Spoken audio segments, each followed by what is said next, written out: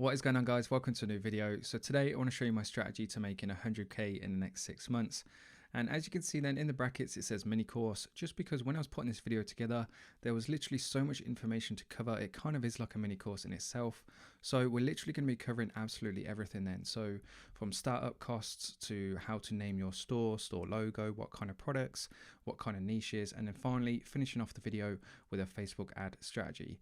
So as there is so much to cover then, without wasting any more time, let's get straight into it. So first things first then is the startup costs. It isn't free to use Shopify as a platform. So there are a few unavoidable costs, namely the plan itself. So you will get a free 14-day trial when you sign up. Obviously then at the end of that, or when you want to make your first sale, you will be forced into a plan. So I recommend just going for the basic plan. It's more than adequate, and you're going to pay $29 until you get to about, I think it's about 12 grand a month in revenue. Then it only makes sense to go up to the next plan, because then you pay less per transaction, and because you'll have so many transactions going through, then you actually save the cost of what a more advanced plan will make, if that makes sense. But anyway, to begin with, just don't worry about that, go for the basic one. Just a quick note then, guys, because I forgot to mention it in the intro, I am giving away a free one-to-one call, as I do on every single video. If you want to enter the draw then to win that call, all you have to do is like the video and leave a comment down below. And if you commented on my previous video, then just make sure you stay tuned to the end of this one, where the winner will be announced. And that being said then, guys, let's get straight back into the strategy. Apps wise then, there's a few that I recommend just to make the most of your store, just to optimize it and encourage people to spend as much money as possible. So you're looking at $50 a month approximately.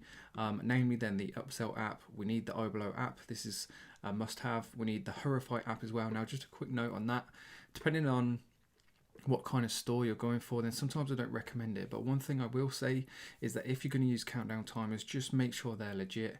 Make sure you've got a legitimate countdown timer that goes from A to B and then ends at B, because there's nothing worse than people coming back to the same product page and seeing the same amount of items in stock, or seeing the same amount of time left on the timer. It's just going to put people off. We're trying to build a real, genuine and professional business here. Next then, we want a free shipping bar. We want that because it's just great advertising on your store, to advertise whether it is free shipping, a certain sale you're running, whatever it is. And then we need a review app as well. Again, this is a must, just because the more reviews a product has, the more social proof it has, and the more likely somebody is to buy it. So my recommendation then is the Looks photo reviews of all the different apps I've looked at. Then just the layout and just everything about it just looks pretty good. So that's my recommendation. But again, it's entirely up to you. And then we need a domain as well. Like I said, we're trying to build something professional here. So we want a professional domain, our own name, and then a .com or .co.uk, which we'll be talking about later on in the video. So they're your startup costs then. Moving on to the niche itself, which is a very important bit. So basically, we're trying to make the most and capitalize over the summer months. The weather is getting better, so this is what we want to gear our niche around. So it needs to be trending, and it needs to be a trend that is either at the very beginning or just before. The last thing we want to do is invest all this time and money into a trend that is on its way out. We want to catch it at the right time to capitalize on it and make as much money as possible. So things to think about then, think about how behaviors are changing due to the weather / the time of year. So depending on what country you're in or what country you're advertising to, think about what time of year it is, think about what the weather is doing. Is it getting warmer? Is it getting colder? Certainly here in the summer it's obviously getting warmer. So think about the kind of things that people start to change in their behavior. So for example then, what do people spend money on? Like they start traveling more, they start doing their hobbies if they're outdoors, or they start playing more sports, etc. Where do they go? People start going to beaches, to parks, to festivals, start to spend basically just more time outdoors. We're going to be showing you some niches as well in a second. And then think about what are the kind of popular hobbies that are coming into fashion this time of year. So do more and more people get on their bike and go cycling? Now more and more people going for picnics in the park or on the beach because the weather's getting better? And then to basically just double check that you're getting into a trend at the right time, always use Google Trends. Google Trends is a huge tool. If you haven't used it yet, then make sure you get familiar with it. So as promised then, I'm just going to be showing some niches to you guys just to kind of give you ideas. I always like to provide ideas in my videos because sometimes it can be very difficult actually choosing ones. So nearest beaches then, so as you can see, if we just take a look at when kind of like the peaks start to happen, we can see in like April time ish, It's on an upward trend, so now would be a very good time to go into the beach niche. So think about the kind of things people do at the beach. Then what kind of sports they play, what hobbies, do they take food and eat picnics and things like that. Obviously they go in the sea, so certain water sports maybe. The next one being then the park. As you can see, there's also spikes, peaks and troughs, if that's the right kind of term. And you can see it kind of peaks in August, which is obviously the summer months in the UK. So obviously more and more people then are going to the park. So again, think of the kind of things they do at the park. Picnics, there you go. You can see that as the weather gets warmer, more and more people go for picnics. So what do people spend money on when they go for a picnic, or where are they having that picnic, and so on. So it's all about just trying to get into thinking about what people will think essentially, and what they do, what their behaviors are, and then obviously just use Google Trends just to confirm that. So golf, I love golf, and I certainly would class myself as a summer golfer. If it's raining, then I won't even bother getting my clubs out. So obviously during the summer months, there's going to be more people playing golf like me. Again, beach holidays, so people actually look for certain types of holidays, obviously with the summer months, especially with it coming up to like the kids' holidays. They have the summer break of 6 weeks. A lot of people go on holiday, a lot more people travel.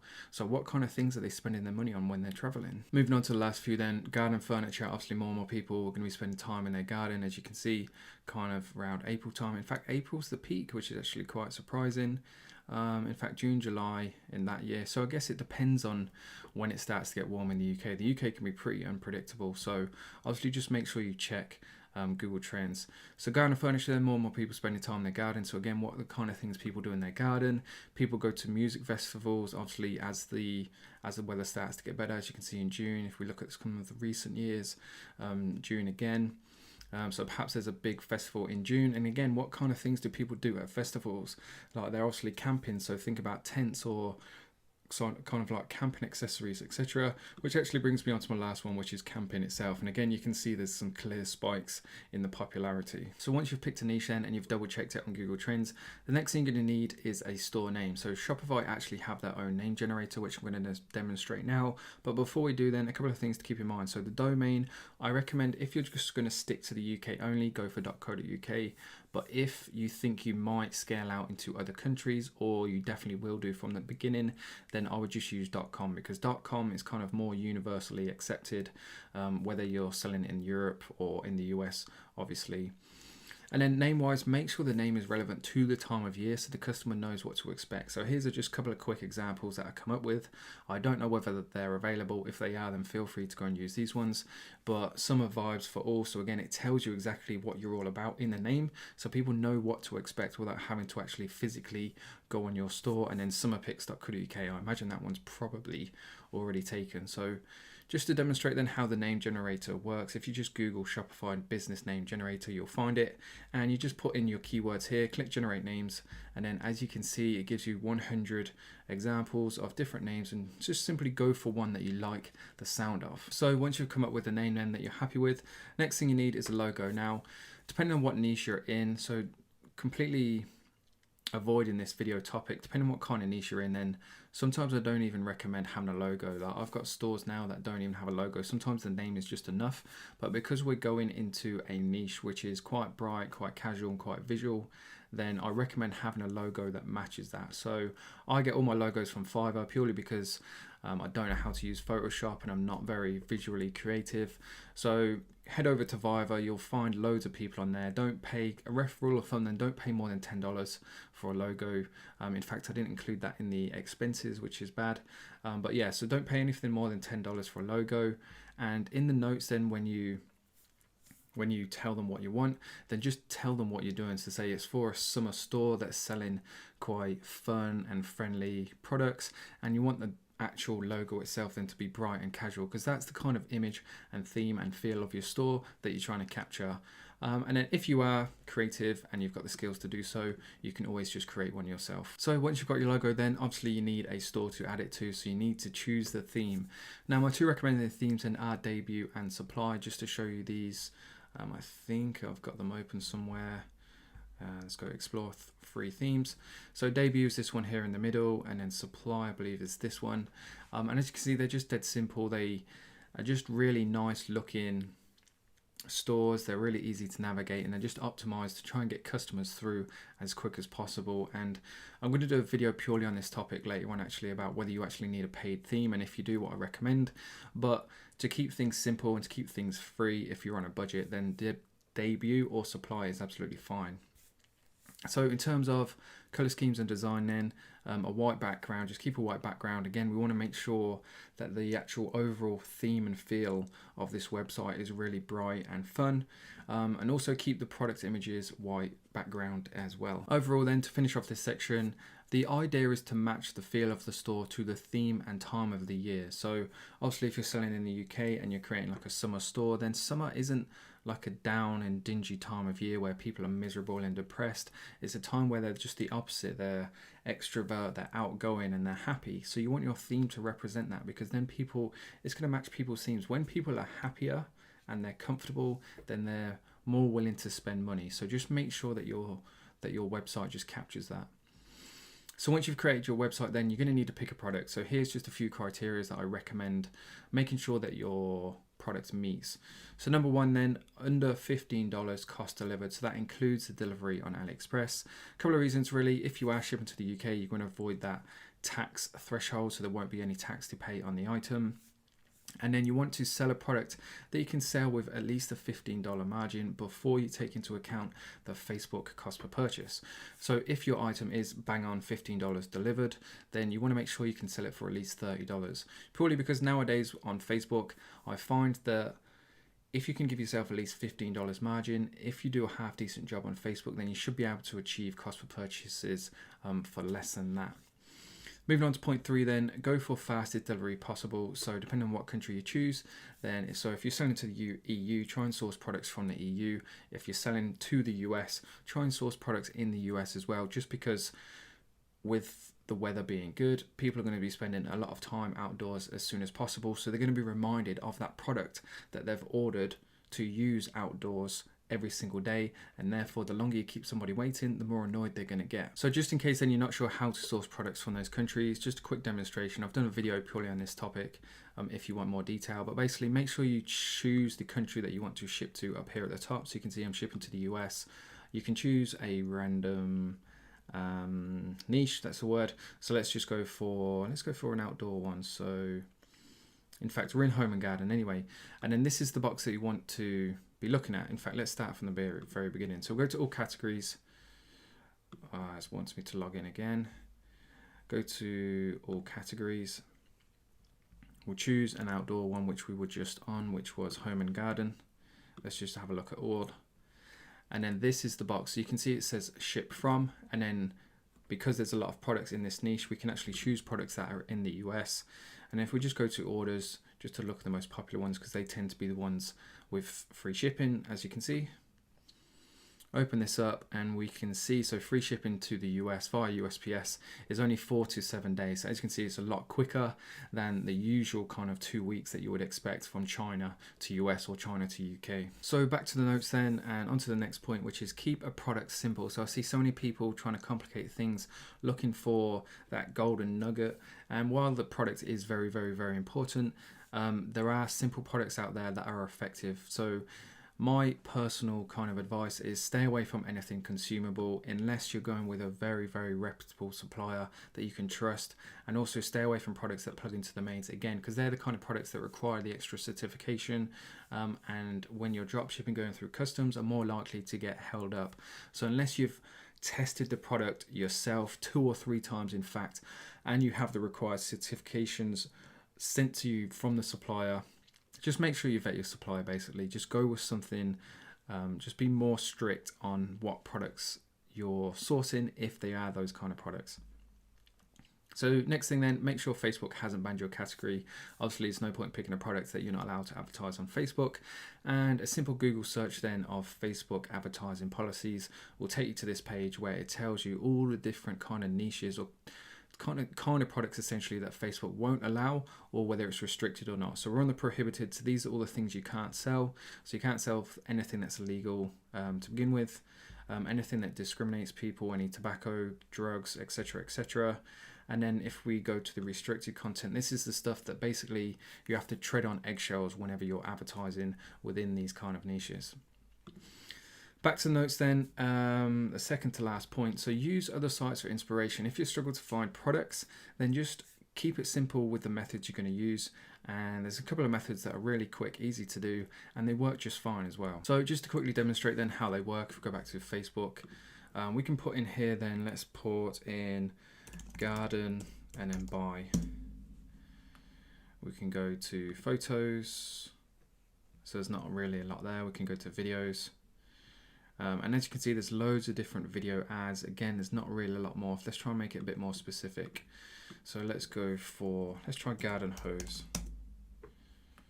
And then there you go. You can see all the different ads. You can see all the different views. And if you go for one that has lots and lots of views, there's not actually that many here. I think the top one is half decent. So we can have a look at this then. We can pause it, and the thing that you want to look at, in fact, it's only got 11 comments, but try and find one then with more comments, because the more comments you have to read, then the better idea you can get of whether people are actually buying it or whether they like it or not. So just to have a quick browse at these ones then, we have two of them, pricey. We'll see how they hold up to the sun. So this guy actually did buy them, so it shows there's kind of like a demand for the product. However, he didn't get it from this actual site, but it still shows that people are interested in this product and buying it. Moving on to the second one then, which is the niche.myshopify.com. So again, dead simple to do. If we just go for garden, in fact, garden.myshopify.com. Now I think that's going to take us straight to the actual website. So we'll go to this, get rid of that, and just search. And now these are going to be all the different Shopify stores that are in the garden niche, and you can just work your way through them. Just choose random ones to open them up, and then simply just browse through the stores and look at the kind of products they're selling. And then if you have the commerce inspector tool open, so these guys are using the supplier theme, you can also just go straight to the best selling and see what the best selling products are within that particular niche. So back to the notes then, to finish off this section, think sociable products, because sociable products are the kind of products that will always work best when advertising on a social media platform. And again, summer is a sociable time. Nobody, or at least not many people, or at least I don't myself, I don't go to the beach on my own, I don't play golf on my own, I won't go to the park on my own, I'll always go with friends or family. So think about products that people will want to share with their friends and family. And they're always just going to be the ones that do it the best then when it comes to marketing on Facebook. So moving on to the next section then, so social media pages, make sure you have these all set up. I don't think I put it in the notes in fact, but just make sure they are logoed up and the brand that you're creating is uniform throughout the pages. So use the same logo, same name, etc. So there's three mainly ones that I recommend having. Number one is your Facebook page, because you need to run ads from this.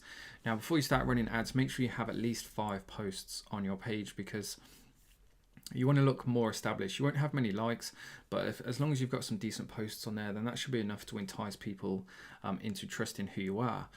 Because you don't want somebody coming onto your page then and the last kind of announcement or post on your page is summerpics.com change their logo. Nobody wants to see that. So make sure you've got some decent posts on there that are providing value to the people that go there. Don't just be constantly asking people for their money. So it could be a blog post of top trending summer products used by celebrities this year, something that people are going to be interested in and want to engage with, or a giveaway works quite well as well. So you can, one thing that I do when I first start selling, or a good way to test products in fact, is have like a grid picture of 4 different products, label them 1, 2, 3, 4, and then ask people what's your favorite product for a chance to actually win it. So it could be like, comment the number down below of your favorite product and the winner will be announced in 2 weeks time, or whatever it is. Just try and entice people to actually engage and comment on your posts. Instagram wise then, this is a great place. I pretty much just use it as like a product catalog for my stores. So every product on my store will have its own post on Instagram, and it'll be the same kind of theme or same kind of post. So if like the majority of your images have a white background, make sure they all do. So when somebody goes onto your Instagram page, it's uniform and it just kind of looks the same or looks similar, and just looks good, to be honest, because Instagram is all about like images and videos. It's a visual platform, so you just want your Instagram profile to look as professional as possible. In the bio then, I've also got kind of like a template here. So number one, you want something that tells people what you do. And then number three is kind of like the enticements to essentially tell somebody we're a good, legit company and spend money with us basically. So 100% quality guarantee, free worldwide shipping, and then PayPal accepted. PayPal's really good because people see it as a safe way to check out. So if you advertise in the fact you use PayPal, then people will trust you more. Finally, then make sure you have a Twitter page.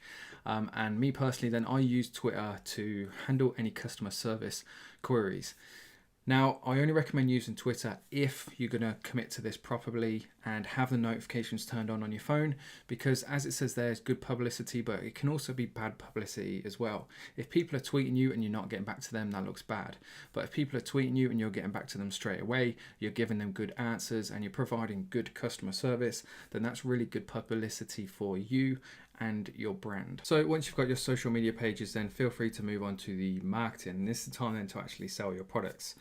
So the strategy I'm going to cover with you in this video then is the traffic strategy, purely because I'm talking about now in the next 6 months, and we want to try and get as much traffic as possible onto our store in that time period. And there's no better way to do that than to actually run traffic campaigns, because it's not going to get as many clicks, it's not going to get as much traffic as a WC campaign. So the way this strategy works then is you have one traffic campaign, and this is essentially going to feed all the other campaigns and ad sets in your account.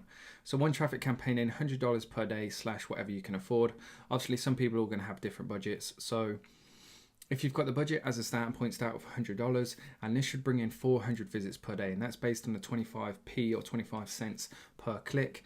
And if you've got a decent ad with a decent audience and your relevance score is good, etc., then 400 visits per day should be pretty achievable, especially with a traffic campaign. And what this is going to do then is give you 400 people minimum per day to retarget. So obviously you can retarget view content, which is 400, but you can also retarget anybody who engages, shares, and comments the post as well, etc. So once you've got that running, then I would let that run for perhaps a couple of days, maybe 3 days, just to build up those custom audiences.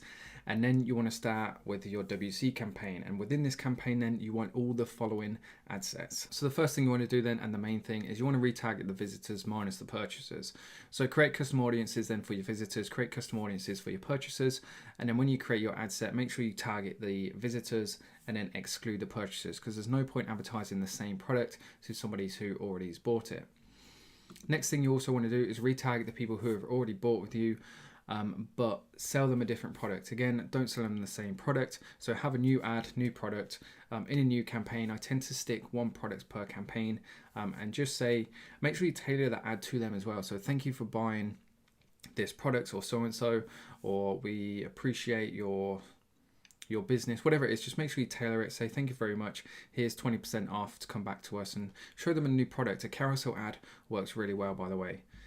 Next thing you want to do then is start experimenting with lookalike audiences. Lookalike audiences then are basically just the best way of creating a segment of an audience, or an amount of people that are most similar to people who have already performed certain actions or done certain things.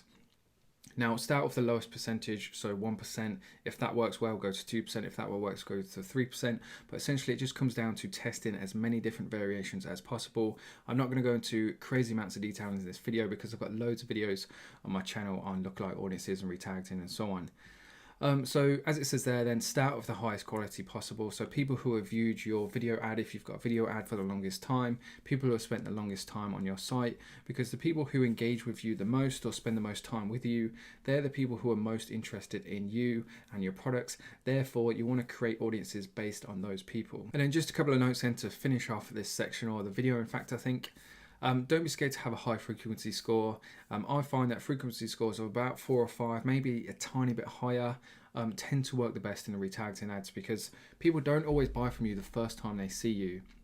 It sometimes takes people 2, 3, 4, 5, 6 times to warm up to you, to trust you, to imprint your brand within their minds before they feel comfortable enough to buy from you. Plus, we live in a world where people just get distracted by the slightest little things. In fact, I think I read a study the other day that people have less attention span than a goldfish. So just keep that in mind when you're advertising to people, that they might get distracted by a whole world of different things. So it might just be that they didn't have time to actually make a purchase that first time. So retargeting to people, don't be scared to have a high frequency score. And if you do get to the point then where people start complaining, commenting, saying, stop showing me this ad or whatever it is, then that's the time to either reduce your budget so you're not showing ads as frequently, or you can change up the creative. And then the final point of the video, if you're still watching guys, thank you very much, is the idea of this strategy then is to basically just keep imprinting in people's minds who you are, what you're doing, and what you're selling, and essentially the place to go for any kind of summer related products. Because we're only basing this strategy on the course of the next few months, we basically just want to spam people, to put it bluntly, as much as possible. So whenever they think of, I'm going for a picnic, or I'm going to the beach, or I'm going to play golf, then you're the person that sells those products. Because they've seen your ads so many times, you're going to be the first name that comes into their head when they think of, or where do I need to get this from? And that being said then guys, that wraps up the video. If you're still watching, thank you very much, I really appreciate it. If you've enjoyed the video, all I ask is that you leave me a like, and if you want to be entered into the draw then for the one-to-one call, then of course please do leave a comment down below. And that being said then guys, thanks for watching, and let's get into announcing the winner of the previous video. So here we are then guys, on the previous video, 3 products to sell now for the next 6 months. So if you're still not quite sure what product to sell, or you just want to pick one, a really decent one straight away, then make sure you go and check this video out. And if you do, then please leave a like. As you can see, we're at 98 likes. So if we can get this video to 100 likes, then that'd be absolutely awesome. So that being said then, I'm just going to take the video URL, as you can see, head over to the comment picker. So for everybody that asks then, I don't pick the winners. I don't think that'd be fair. So it is 100% random.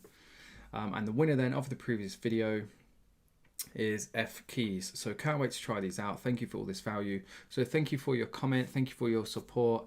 Make sure you reach out on Instagram. That's the best place, and we can get that call arranged. And for anyone then that doesn't want to keep trying and testing their luck every video and just wants to book a call straight away, get straight down to business, then there is a link to do so, and it's in the video description below. So make sure you go and check that one out. And that being said guys, thanks for tuning in. Thank you again for watching, and I'll see you in the next one.